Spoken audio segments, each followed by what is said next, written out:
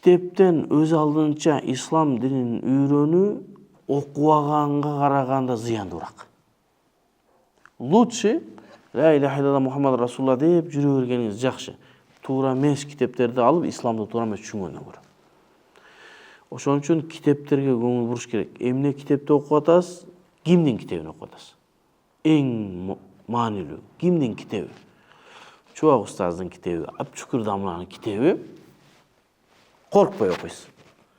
Башкалар мен азыр кыргызча китепканаларга мен өзү негизи кыргызча китептерден диний китептерди окуй албайм. Окусам ушундай кытыгым келет да, бир нерсе кылып жазганда. Окусам биздин классикалык китептерди окуйм. Сыңган Кылыч, Чыңгыз Айтматовдукун, Кел, ошол баягы биздин эски Төлөгөн Касымбеков ошолордун чыгармаларын окуйм.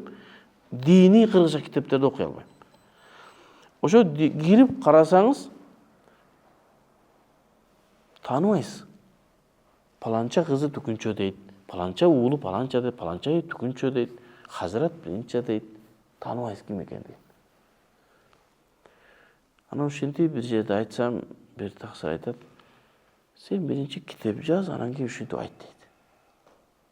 Сен биринчи китеп жаз, анан кийин бирөөлөргө санайт. Мен айттым: "Сен биринчи китеп оку, анан жаз."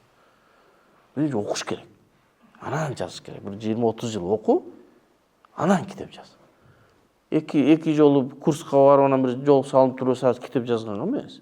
Китеп жазыш деген нерсе сендеги илимди адамдарга жеткизе албай атасың айтып.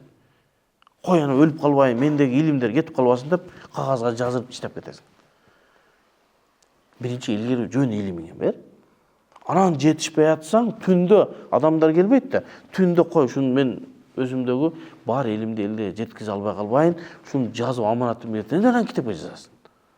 Акча табыш үчүн эмес.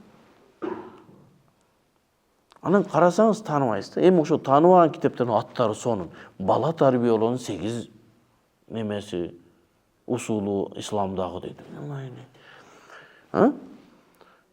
Аны Чубак ажыдан сурасаң, зорго айтып бериши кандай токчоочу китептерди карайын дейт да.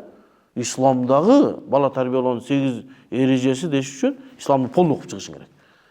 Анан 8 эрежени ушунча исламдан кыскартып келип туруп бала тарбия 8 эрежеге түзүшүң керек.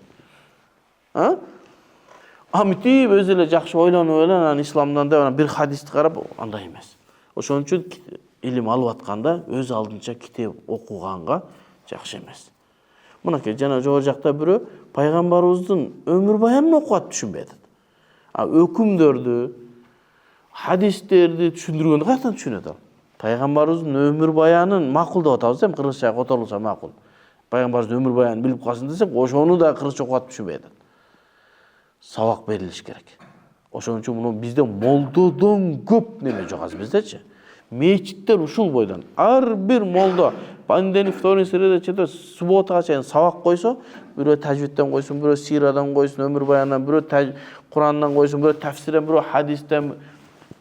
Адамдар ошол жерге келип маалымат алат. Жок.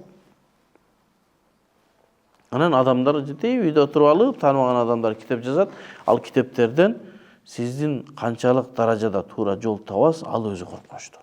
Ошон үчүн мен сабактарды угуң деп айтат элем.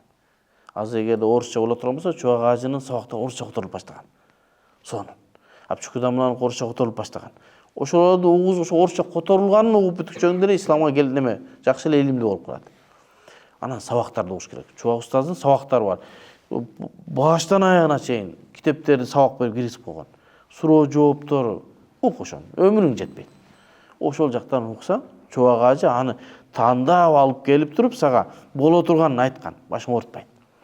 Ошон үчүн илим алганда китептен эмес, устаздан алыш керек. Аллах таалам үй билимиңизге береке берсин. Кандай китеп десеңиз мен сунуш кыла албайм. Кыргызча китептерди билбейм.